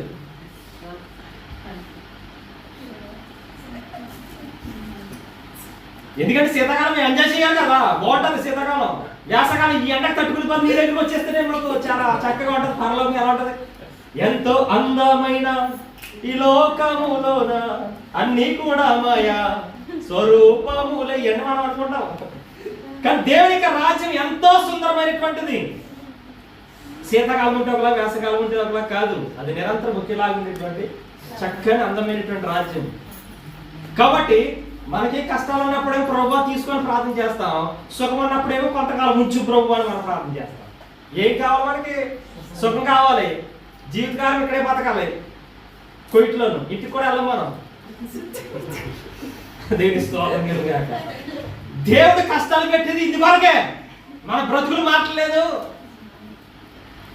కనీసం ఇండియాలో మనకంటూ ఒక ఫ్యామిలీ ఉన్నది, కుటుంబం ఉన్నది, ఒక అన్న ఉన్నాడు, తమ్ముడు ఉన్నాడు, తల్లి ఉంది, తండ్రి ఉన్నాడు. మన చిన్ననాటి స్నేహితులు ఉన్నారు, గోరికలైన సమయంలో వాళ్ళందరూ అక్కడే ఉన్నారు. పాపం నువ్వు వెళ్ళట్లేదు, నువ్వు ఇక్కడ చేస్తున్నావు అని. కానీ మనకేం బుద్ధి రాదు. దేవుడు కష్టాల మీద కష్టాలు పెడుతుంటే అస్సలు మనకి అసలు జ్ఞానోదయం రావట్లేదే. బ్రతితే మహా అయితే ఎన్ని సంవత్సరాలు బ్రతికి మనకు తెలీదు, రేపు పొద్దున ఉంటామో లేదు తెలీదు. కానీ ఎంత బాధాకరమైన విషయం అంటే మా రీసెంట్గా మా కంపెనీలో జరిగింది. మొహబల్లో ఒక అబ్బాయి, శ్రీలంక అబ్బాయి తనకి అన్నతో విభేదం, తన తమ్ముడితో విభేదం పెట్టుకున్నాడు. తన తమ్ముడు ఇక్కడ ఉంటాడు, ఈ ఎర్ర బిల్డింగ్ లో ఉంటాడు, వాళ్ళ మిస్సెస్ ఇద్దరు ఇక్కడ లూలాక్సైన్ దగ్గర. అయితే ఇద్దరితో విభేదం పెట్టుకుని ఏం చేశాడు, అక్కడ ఉండక కంపెనీ రూమ్ ఉండొచ్చు, ఒక్కడే ఉంటున్నాడు. కంపెనీ రూమ్ ఉండక ఒంటరిగా వేరొక ఫ్లాట్ లో ఉంటున్నాడు. రీసెంట్ గా హార్ట్ అటాక్ చనిపోయాడు. ఎప్పుడు చనిపోయాడు కూడా ఎవరికి తెలీదు. దగ్గరగా 3 రోజుల తర్వాత, 3 రోజులు ఎందుకు పట్టింది కూడా నాకు అసలు ఏం అర్థం కావట్లేదు. 3 రోజుల తర్వాత వాళ్ళ యొక్క తండ్రి గారు ఫోన్ చేశారంట ఆ అబ్బాయికి. ఏంటి ఫోన్ తీయట్లేదు, మా కంపెనీలో కూడా కొంచెం ఎంక్వైరీ చేస్తారు, ఏంటి రావట్లేదని చూస్తుంటారు, 1 రోజు 2 రోజులు చూస్తారు, ఏంటి పని చేయట్లేదని. వీళ్ళు పక్కన చూస్తున్నారు, ఒక పక్కనేమో వాళ్ళ నాన్నగారు ఫోన్ కొడుతుంటే పని చేయట్లేదంట. తర్వాత వాళ్ళ తమ్ముడు ఫోన్ చేసి ఇలాగా మీ అన్న ఫోన్ తీయట్లేదు అంటే పాపం వెళ్ళాడు, కనుక్కున్నాడు, రోజు ఎక్కడ ఉన్నాడు, రోజు కనుక్కుంటే అప్పటికే 2 రోజులు 3 రోజులు అయిపోయింది. ఆర్ఎస్ గారితో మాట్లాడి తలుపు తీయాలంటే నేను తీరంటాడు ఆడు. ఏమో ఏ కేసు అవుతుందో నాకు తెలియదు, నేను మటుకు తీయను ఏం జరిగింది అనేది. కానీ పోలీసులు ఫోన్ చేసుకున్నాడు. పోలీసులు ఫోన్ చేస్తే పోలీసులు వచ్చి తన బద్దలు కూడా తీస్తే అప్పటికే ప్రాణం బిగిసిపోయాడు. కానీ నిజంగా చెప్తున్నాను చూడండి, మనం మంచి సహవాసం దేవుడితోనూ మన పొరుగు వారితో కూడా ఉండాలి. నిజంగా చెప్తున్నాను, మన పొరుగు వారితో మన పొరుగు వారిని కాకపోయినా కనీసం మన రక్త సంబంధం మన సమాధానం కలిగి ఉంటే ఈ రోజు కాకపోయినా పొద్దుటైనా కనీసం ఫోన్ చేస్తారు కదా, ఎలా ఉన్నారు ఏంటంటే అశోక్ చాలా మెచ్చుకోవాలి. 2 రోజులు 3 రోజులు అయింది, మనకు మెసేజ్ ఫోన్ చేశాడు, బాగా ఎలా ఉన్నా బా అన్నాడు ఫోన్ చేసి. బాగా అశోక్ అని పెట్టి మెసేజ్ పెట్టాడు, అడగొని అంత అవసరం ఏముంది. కానీ సంఘంలో సంఘపడిలో ప్రేమ చెప్తున్నాను, మన కుటుంబంతో కూడా మనం ఏం చేయాలి, ఎలా ఉండాలి. ఇప్పుడు వాళ్ళ యొక్క తమ్ముడే దిక్కయ్యాడు, పాపం కన్నీళ్ళు పెట్టుకుని నన్ను కౌగులించి నేర్చాడు. అక్కడ ఆఫీస్లో నేను ఆఫీస్ దగ్గరికి వెళ్తే బాబు ఇలా జరిగిందని చెప్పేసి ఏడుతుంటే నేను బాధపడక ఏం చేస్తాను, కనీసం 6 సంవత్సరాల నుంచి మాట్లాడలేదంట. 6 సంవత్సరాల నుంచి. మరి ఏం చెప్పాలి ఇంకా? నేను అన్నాను, మరి మీ అన్న నీతో మాట్లాడుకునే కానీ మీ అన్నకి నువ్వే దిక్కు అయ్యేప్పుడు నువ్వు ఆ బాడీ తీసుకుని వాళ్ళ మిస్సెస్ ఇద్దరు తీసుకుని వెళ్ళారు. 2-3 పిల్లలు ఉన్నారు. కానీ చెప్తున్నాను చూడండి, మన సమయాన్ని వృధా చేస్తున్నాం, మన ఇష్టానుసారంగా మనం బ్రతకడానికి మనం ఇష్టపడుతున్నాం. కానీ మన స్థితి ఎప్పుడు ఏమవుతుందో అడుగుతుంది. కాబట్టి మనం మన పొరుగు వారితోనూ, మన తోటి వారితో, మన కుటుంబీకులతో సమాధానం కలిగి సంతోషంగా బ్రతుకుతాం. నేను స్తోత్రం కలిగి దేవుడు అంతకన్నా ఏం కోరుకుంటాడు చెప్పండి? ఏం కోరుకుంటాడా? నేను ఏమైనా సంపాదించి పెట్టమన్నాడు దేవుడు? నేను సంపాదించి ఆడిపోద్ది, పోనీ ఏమైనా చేస్తున్నా, పిల్లల్ని పెంచేసి ఇది చేస్తున్నా, పిల్లలు అడిగిన దానికంటే రెట్టింపులు చేయగలుగుతున్నావా? నాకు తెలిసి ఇప్పుడున్నటువంటి కాలంలో పిల్లలు అడిగిన దానికి ₹1 ఎక్కువ పంపించే పరిస్థితి కూడా అవలేదు. లేదు, పరిస్థితులు అస్సలు బాగలేదు. ఎప్పుడంతే ఇంకా. కానీ కుటుంబాన్ని పాడు చేసుకోవద్దు దయచేసి. కాబట్టి ప్రియ దేవుని బిడ్డలారా, మనము ఏం చేద్దామంటే కనుక సమయాన్ని సద్వినియోగం చేసుకుందాం. ఒక 10 నిమిషాలు అని చెప్పి ముగించేస్తాను. బైబిల్ గ్రంథంలో ఒక ఎగ్జాంపుల్, దాని వివరించి మీకు క్లోజ్ చేస్తాను. మీకు కొరకన్నా కానీ దేని చిత్తాన్ని బట్టి ఒక 10 నిమిషాలు నాకు టైం ఇవ్వండి. చూడండి, మత్తయి సువార్త 25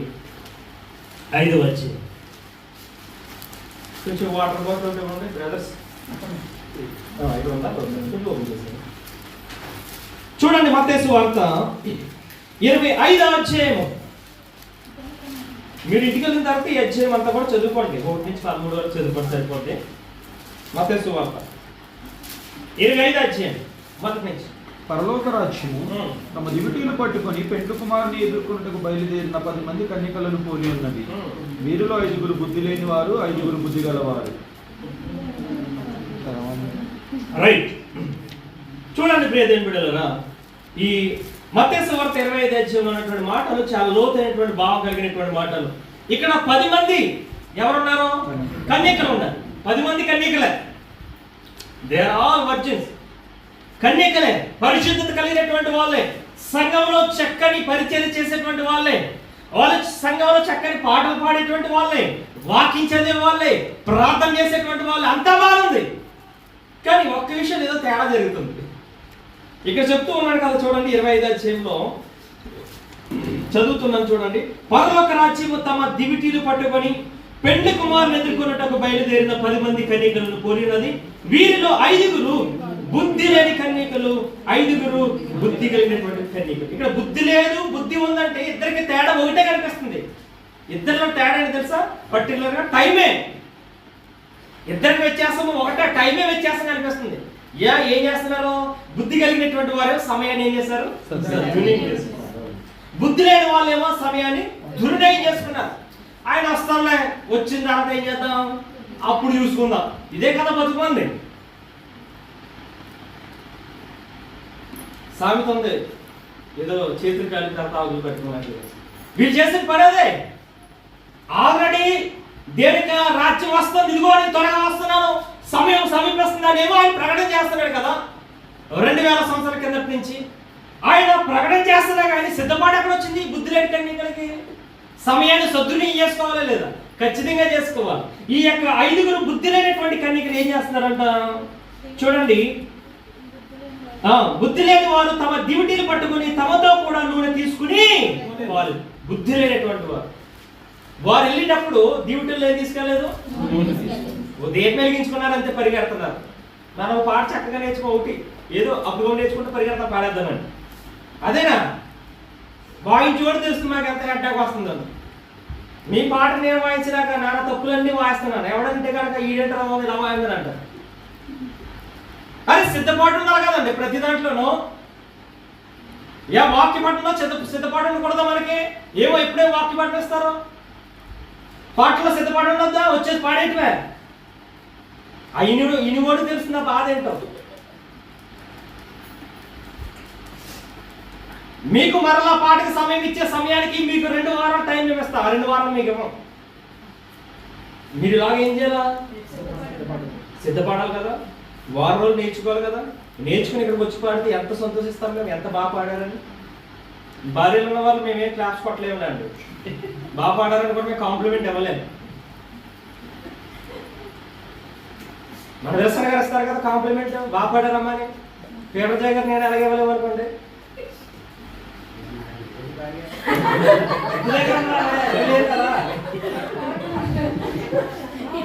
కాబట్టి బాగా పాడండి, దయచేసి చక్కగా పాడండి, బాగా పాడండి, నేర్చుకోండి. మీకు నిజం చెప్తున్నా చూడండి, మన సంఘానికి వచ్చే ఆదాయం చాలా తక్కువ, ఖర్చు చాలా ఎక్కువ. కీబోర్డు ఈరోజు రాలేదు, అని వస్తే కనుక 10 దినాలు మానేస్తా ఉన్నా. ప్రతి వారానికి 10. నేను కూడా వాయిస్తున్నాను కదా, నేను కూడా 10 తీసుకుంటే ఎంత అవుతుంది? 20 అవుతుంది. నెలకు వచ్చి ఎంత అవుతుంది? 50 దినాలు అవుతుంది. రెంట్ ఎంత అవుతుంది? 50 అవుతుంది. మనకు వచ్చే కానుకలు ఎంత వస్తాయి? ట్యాక్సీలు కూడా ఒక వంతు సరిపోతాయా? సరిపో. కాబట్టి మీరు గమనించండి, ఇంత శ్రమ ఎందుకు పెడుతున్నామో తెలుసా? మీరు బాగా నేర్చుకోవాలి, బాగా పాడాలి, బాగా వాడబడాలి. మీకు సిద్ధపాటు లేకపోతే కనుక మా అంత దౌర్భాగ్యం ఎవరు లేరు. ఎందుకంటే కనుక ఎందుకు చచ్చిపెట్టాడు రేడు, ఏం చేశాడు రాని. మన ఖచ్చితంగా ప్రతి ఒక్కరు సిద్ధపాటు కలిగి, ఈ బుద్ధిగల కన్యకలు సిద్ధపాటు కలిగి వారికి దివిటిల్లో నూనెను ఆల్రెడీ సిద్ధపరచుకున్నారు. మరి మీరు ఏం చేయాలా? ఎక్స్ట్రా సిద్ధపరచుకోవాలి. ఈరోజు చదువు వదిలేసామంటే కాదు, వాక్యాన్ని చదువుకోవాలి, దాన్ని ధ్యానించాలా. దీవారాత్రం దాన్ని ధ్యానించేవాడు ధన్యుడు. ప్రవచన వాక్యములను, ఈ వాక్యాన్ని చదువువాడు వినివాడు ధన్యుడు. దాన్ని సమకూర్చుకునేటువంటి వాడు ధన్యుడు. ఈ ధన్యతనేమో మనకు వద్దా? వినేసి కాబట్టి చూడండి, వీరిలో ఎప్పుడైతే బుద్ధిగల కన్యకలు వారు సిద్ధపాటు చేసుకున్నారో, సిద్ధపాటు కలిగి ఉన్నారో, వారు ఏం చేశారంట? వారి దివిటీలలో నూనెను తీసుకెళ్లారు. ఈ బుద్ధి లేనటువంటి వారి కన్యకలు సిద్ధపాటు లేదు కనుక, వారి సమయాన్ని సొంతం ఏం చేసుకోలేదు కనుక, దేవుడు రాకడ వచ్చినప్పుడు తలుపులు మూయబడ్డాయి.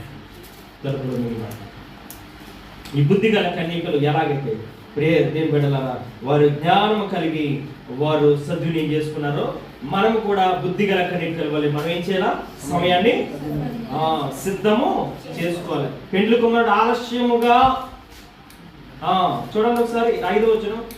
పెండ్లి కుమారుడు ఆలస్యము చేయగా వారందరూ కూనికి నిద్రించుచుండిరి. ఇదా క్రైస్తవులు అనేటువంటి వాడు మెలుపు కలిగి ఉండాలి. సిద్ధపాటు అనేటువంటిది ఉన్నప్పుడు నిద్రపాటు రాదు. సిద్ధపాటు ఉంటే ఏం రాదు? నిద్రపాటు రాదు, కుడికిపాటు రాదు. సిద్ధపాటు ఎప్పుడైతే మనకి లేదో మనకి నిద్రపాటు ఖచ్చితంగా వస్తుంది. మనకి డ్యూటీలు, మనకి ఇదే కదా ఎగ్జాంపుల్, పొద్దున్నే డ్యూటీ అనుకోండి, రాత్రి సరిగ్గా నిద్ర రాదు. ఎప్పుడు టైం కనీసం అలారం మాకు ముందు 10 సార్లు టెలిఫోన్ వస్తాం మనం. ఎందుకని టైం అయిపోతుందేమో. కానీ ఏ బాధ్యత, ఏ పని పాటలు లేనివాడు ఏం చేస్తాడు? అది ఎవరి సోమరి అన్నట్లేదు. ఈ బుద్ధి లేని కన్యకలు కూడా చేసిన పని ఏంటి తెలుసా? ఆయన కొంత ఆలస్యం చేయగా వీళ్ళు ఏం చేస్తున్నారు? నిద్రపోతున్నారు. ఎవరో బుద్ధి లేని వాళ్ళు. బుద్ధున్న వాళ్ళు ఏం చేస్తారు? జ్ఞానం కలిగి సమయాన్ని కనిపెట్టుకుని సమయాన్ని కనిపెట్టుకుని ఉండాలి. సమయాన్ని జాగ్రత్తగా కాపాడుకునేటువంటి వారు ఉండాలి. అపవాది చేసే పనేదంతే. వాడు తీసుకొచ్చే మంచి చెక్క ఏంటంటే నిద్ర. మంచి టాబ్లెట్ అనమాట, వేస్తాం అలాగే. ఒక టాబ్లెట్ ఏంటంటే నీకు ప్రసంగం ఏది కూడా ఎక్కడ. నేను ఎప్పుడు చెప్పడానికి ఇష్టపడతాను. మా చర్చిలో నిజంగా మా పాస్టర్ గారు చెప్తారు, గొంతు చించుకుని అరిసిమని చెప్తారు. దాంట్లో కొంతమంది సంఘ పెద్దలు ఉంటారు, ఇది వార్తలు ఎప్పుడు పాపం లేరనుకోండి, వాళ్ళు నోరు తెరిస్తే కప్ప ఎలాగైతే అంత అలా తెరుస్తుందో అలా నోరు తెరిసిన తర్వాత, కానీ ఎంత గట్టిగా అరిసి ప్రసంగం చేసిన వాళ్ళకి మటుకు జోలపాటే. ఎందుకని అంత నిద్ర ఎందుకు వస్తుంది? ఎందుకనంటే అపవాది తీసుకొచ్చి అది నెత్తి మీద అలాగంటే ఎంత హాయిగా ఉంది. నీ కూడా అంతే, నెత్తి మీద అలా 2 సార్లు లాగండి, ప్రసంగం అంతా పోతే నిద్ర వస్తుంది. ఫస్ట్ ముందే పడుకుంటారు. మన పీటర్ దగ్గర ఒక అబ్బాయి ఇచ్చాడు సాల్వీలను, చక్కగా అలా వచ్చి కూర్చున్నాడు. భలే సంతోషం అనిపించింది. పీటర్ చేయాలా అన్నాడు అంతే. ఆ ఫోన్లో ఫొటోస్ అంటే చూపిస్తాను, గ్రూప్ పెడతాను. లేదంటే ఒక్క సెకండ్ కన్నా తక్కువ నిద్ర అయ్యాడు. ఒకవేళ అలా తీసుకెళ్ళిపోతే ఏం చేద్దరు అంటారు? అపవాది చేసే పని అదే. చక్కగా నిద్ర కూర్చోండి, నిన్ను నరకానికి తీసుకెళ్తాను డైరెక్ట్. పీటర్ చేస్తే మా నరకం చెప్పుడు కానీ.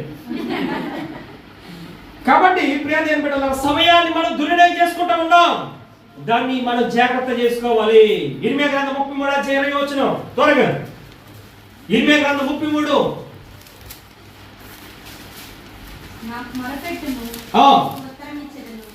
33:20.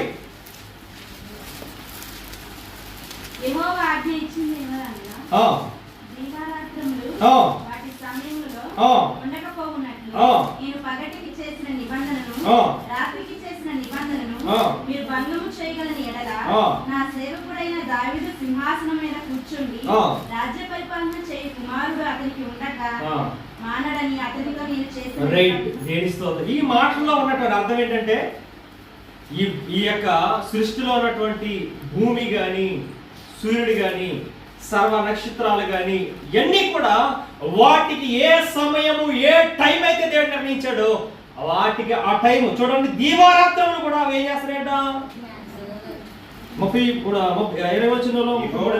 చూడండి, దీవారాత్రం వాటి సమయములలో ఉండకపోనట్లు, అంటే వాటి ఏ సమయం అయితే దేవుడు నిర్ణయించాడు ఆ సమయంలో ఖచ్చితంగా ఉదయం అయినప్పటికీ సూర్యుడు తూర్పును ఉదయిస్తున్నాడు, సాయంకాలం అస్తమిస్తున్నాడు. చంద్రుడేమో తన యొక్క ఈ యొక్క ఏదైతే ఉందో ఈ క్రమం, ఈ 15 రోజులు సన్లైట్ మూన్ లైట్ వచ్చి మళ్ళా 15 రోజులు మళ్ళీ తగ్గిపోవటం, ఇదంతా కూడా ఒక క్రమాన్ని, ఒక సమయాన్ని దేవుడు అక్కడ నిర్మించాడు. ఆ సమయానికి ఖచ్చితంగా అది పాటిస్తా ఉంది. సమయాన్ని పాటించినోడు ఎవడైనా ఉన్నాడు భూమి మీద అంటే ఎవడో, అది ఎవరో మనం కాదు, నేనే. మనం అంటే గుంపులో కలిపేస్తాం, అది మనకు ఉన్న అలవాటు. అది ఒరే నాయన నువ్వు పలానా తప్పు చేస్తున్నావంటే ఆడు చేస్తే లేదా వీడు చేస్తే లేదా, మనం ఎప్పుడు కలుపుకోవటమే వీటిలోనూ. అది ఆ లొంగేసుకుంటే తర్వాత మన తప్పు. ఇది కాదు మనకు కావాల్సింది. ఈ సూర్యుడు, చంద్రుడు, నక్షత్రాలు వాటి యొక్క సమయములు, వాటి కాలములు, వాటి క్రమంగా ఎలాగైతే నడుచుకుంటున్నాయో దేవుడు మనకి ఇచ్చినటువంటి సమయాన్ని క్రమంగా పాటించాలి. ఖచ్చితంగా అవి పాటించట్లేదా? పాటిస్తున్నాయి, కానీ మనము సమయాన్ని పాటించలేదు. ఒకవేళ ఇవి పాటించకపోతే నేను ఏ నిబంధన అయితే చేశానో దావీదు యొక్క సింహాసనం నిరంతరం ఉంటుందని, ఆ సింహాసనం ఉండదు అన్నాడు దేవుడు. అర్థమవుతుంది మీకు? నేను సూర్యుడికి, చంద్రుడికి, సృష్టికి ఇచ్చినటువంటి నిబంధన సమయములు అవి గనక కాలము పరిమాణం తప్పితే గనక ఆ నిబంధన కూడా తప్పుతుంది. అంత స్ట్రాంగ్ స్టేట్మెంట్ దేవుడు ఇచ్చాడు. కానీ మనము ఏ రోజు కూడా సరైనటువంటి సమయాన్ని పాటించేటువంటి వారిగానే. చూడండి, దేవుడికి ఇవ్వాల్సిన సమయాన్ని ఇవ్వకపోతే ఎంత దూరం మనం వెళ్ళిపోతామంటే చిన్న ఎగ్జాంపుల్ చెప్పేస్తాం షార్ట్ కట్. భక్తుడైనటువంటి దావీదు గారు, ఆయన ఎప్పుడు కూడా మంచి కీర్తనకారుడు, మంచి పాటలు పాడేటువంటి వ్యక్తి. అయితే ఆయన ఒక పాట పాడాడు. చూడండి, కీర్తన గ్రంథంలో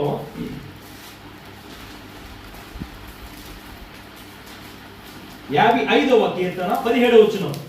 55వ కీర్తన 17వ వచనం. సాయంకాలమున ఉదయమును మధ్యాహ్నమును ధ్యానించి మొదలుపెట్టు. ఇది ఎవరు ఈ కీర్తన దావీదు పాడాడు, దావీదు రాశాడు కదా. ఏమని? ఉదయము, సాయంకాలము, సాయంకాలము తర్వాత సాయంకాలమున ఉదయమున మధ్యాహ్నమున నేను ధ్యానించాను. సాయంకాలము, ఉదయము, మధ్యాహ్నం. ఏంటండి సాయంకాలం, ఉదయం, మధ్యాహ్నం ఏంటి? ఎవడైనా ఉదయం, మధ్యాహ్నం, సాయంకాలం అంటారు కదా. సాయంకాలం, ఉదయం, మధ్యాహ్నం ఏంటి? ఆలోచించారా? ఏంటి, ఏం ఆలోచించారు? ఏం ఆలోచించారు మీరు? దేవుడు సృష్టిని చేసినప్పుడు ఒక దినం ఎలాగైంది? ఆది కాండం తీయండి. ఉదయం సాయంత్రం అయిందా? సరిగ్గా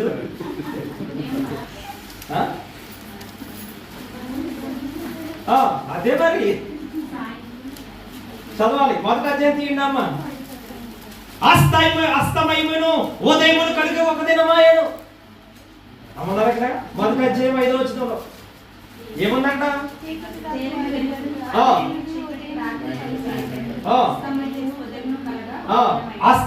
అస్తమయమును.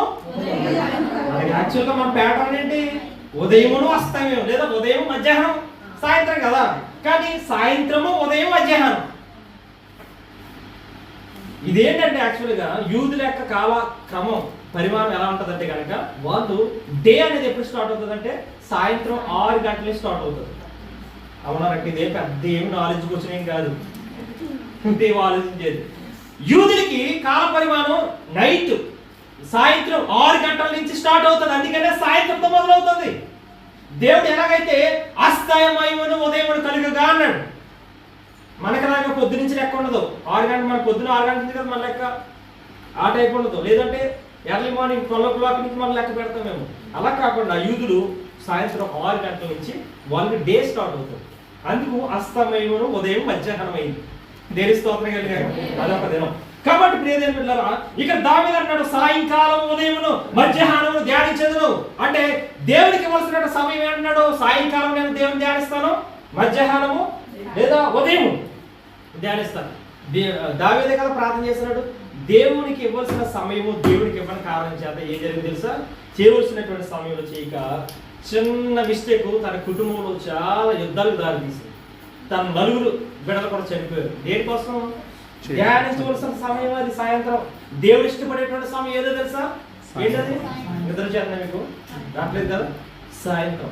ఆ భాగం అంతా ఎప్పుడు ఆయన సహవాసం కలిగి ఉండేవాడు చల్లపూట అని ఉంటుంది అక్కడ. సాయంత్రం సమయాన చల్లపూట. అలాగే ఇస్సాకు కూడా పంట చేనులోకి వెళ్ళిపోయేవాడు డైలీ. ఇస్సాకు ఎన్ని గంటలకి? సాయంత్రం పూట పంట చేనులోకి వెళ్ళిపోయి దేవుని స్తుతిస్తూ ఆరాధించేవాడు. వాక్యం వచ్చింది. నేను మీకు చెప్పట్లేదు కానీ మీరు చూసుకోండి. 24 అధ్యాయం 63 వచనంలో ఇస్సాకు కూడా వెళ్ళి సాయంకాలం కూడా దేవునితో సహవాసం చేసేవాడు. దేవునితో సహవాసం చేసే సమయంలో ఎప్పుడైతే అపవాదికి స్థానం ఇచ్చాడో దావీదు, చూడండి సమూయేలు 2వ గ్రంథం 11వ అధ్యాయం. దయచేసి చూద్దాం. 11వ అధ్యాయం 2వ వచనం త్వరగా. ఒకానొక దినమందు రొద్దుగుంకు వేళ దావీదు పడక మీద నుండి లేచి రాజనగరు మిద్దె మీద నడుచుచు పైనుండి చూచుచుండగా స్నానము చేయు ఒక స్త్రీ కనబడెను. ఆమె బహు సౌందర్యవతి అయ్యుండుట చూచి దావీదు దాని సమాచారం తెలుసుకున్నట్టుగా ఒక దూతను పంపెను. అతడు వచ్చి ఎలియాము కుమార్తెయు హిత్తీయుడగు ఉరియా భార్య అయిన బత్షెబా అని తెలియజేయగా దావీదు దూతల చేత ఆమెను పిలువనంపెను. ఆమె అతని యొద్దకు రాగా అతడు ఆమెతో శయనించెను. కలిగిన అపవిత్రత. ఇక్కడ చూడండి, ఈ యొక్క మాటలో జాగ్రత్తగా గమనించండి. చాలా ఇంపార్టెంట్ వర్డ్స్ ఇవి. సాయంకాలం లేదంటే ప్రొద్దు గుంకు వేళ అంటే ప్రొద్దు ఎప్పుడు గుంటుంది? సాయంత్రమే కదా. సాయంత్ర సమయంలో దావీదు గారు ఏమన్నారు? నేను సాయంత్రంలో ఉదయం మధ్యాహ్నం ఏం చేస్తాను? మరి మొరపెట్టాలా లేదా? ఉన్నారా ఇక్కడ? మనం చెప్తాం కానీ నీతులు మాత్రం బాగా చెప్తాం. మనం దావీదు కంటే గొప్పలు. మనం నీతులు చాలా ఎక్సలెంట్ గా మనం ఎన్ని చెప్తామో మనం పొరుగులకి మన విషయానికి వచ్చినట్టు దాన్ని పాటించాం. రాజకీయవేత్తల కంటే గొప్ప నటన మనలో ఉంది. ఉన్నారా? కమల్ హాసన్ కంటే గొప్ప నటులు మనలో ఉన్నారు. కాకపోతే తెర మీదకి రాలేదు, అంతే తేడా. తెర మీదకి వస్తే వాళ్ళకన్నా గొప్పగా మనం నటిస్తాం, కానీ దేవుని దగ్గర ఆ నటన పనిచేయదు కదా. దావీదు గారేమో ప్రార్థన చేయవలసిన సమయం సాయంత్రం సమయం, దేవుడితో గడిపే సమయం అది. కానీ ఆ సమయాన్ని ఎప్పుడైతే అపవాదికి ఇచ్చాడో, ఈ దావీదు చేసిన పైన తెలుసా? పరాయి స్త్రీని మోహించి పాపం చేసి మర్డర్ చేసి పాపాన్ని కప్పెట్టుకుని తన దేవుడు అతను శిక్షిస్తే తన నలుగురు బిడ్డలు చనిపోయి తన కొడుకే చంపడానికి రివర్స్ అయితే పారిపోయి గుహలో దాక్కుని తర్వాత నిరంతరం కూడా దావీదుకు ఒక యుద్ధాన్ని దేవుడు ఇచ్చేసాడంటే, నువ్వు బ్రతికినంత కాలం యుద్ధం చేయవలసిందే దావీదు. నీ సంతానం ఇక బ్రతికున్నంత కాలం, ఈ భూమి మీద నీ సంతానం ఉన్నంత కాలం కూడా యుద్ధాలు నీకు తప్పవు. ఇజ్రాయెల్ యుద్ధం జరుగుతుందా లేదా? డైలీ వారంతదే. కారణం చేసిన చిన్నపాటి పొరపాటే కదా. జాగ్రత్త. మనం దేవుడికి ఇవ్వాల్సిన సమయాన్ని ఇవ్వకుండా పాపం జోలికి పరిగెడుతున్నామా, ఖచ్చితంగా ఆ సమయానికి జరిగేటువంటి విపత్తు చాలా భయంకరంగా ఉంటుంది. కాబట్టి మన సమయాన్ని పాడు చేసి దయచేసి నువ్వు ఎలా బ్రతుకుతావు అన్నది నాకు అనవసరం, కానీ దేవుడికి ఇవ్వాల్సినటువంటి సమయాన్ని బట్టి నువ్వు పాడు చేసుకున్నావా, నీ జీవితంలో నేను ఎవ్వరు కూడా రక్షించడానికి అవకాశం లేదు. ప్రియదేవుడు, ఇకనైనా మారదాం. దేవునికి ఇవ్వాల్సినటువంటి సమయం భయముతోను భక్తితోను మనం ఉందాం. జ్ఞానం అంటే ఏమి లేదు, దేవుని ఎలా భయభక్తులు కలిగి ఉండటమే జ్ఞానం. నువ్వు ఆయన భయభక్తులు కలిగి జ్ఞానం వస్తుంది. జ్ఞానం ద్వారా నువ్వు సమయాన్ని సద్వినియోగం సద్వినియోగం చేసుకోవడం వల్ల బుద్ధి గల కన్యకల వల్ల నువ్వు మారుతావు. అటువంటి కృప దేవుడు మనకు అనుగ్రహించింది. మహాపరిశుద్ధుడు మా ప్రియపరలోక తండ్రి, నీ ఘనమైన శ్రేష్టమైన వందనాలు ప్రభు. ఎంతవరకు కూడా నేను సమయం సమీపించుతున్నది కనుక అజ్ఞానుల వల్ల జ్ఞానులు నడుచుకుని కొన్ని విషయాలు ధ్యానించడానికి కృప చూపించారు. నిబిడాలతో మీరు సూటిగా మాట్లాడారు. ఆత్మీయంగా బలం పొందుకుని ముందుకు వెళ్ళడానికి సహాయం దయచేయండి. మా ప్రియుడు రక్షకుడు యేసు శ్రేష్ఠ నాలుగు ప్రార్థన చేసిన మా ప్రియపరలోక తండ్రి. ఆమేన్.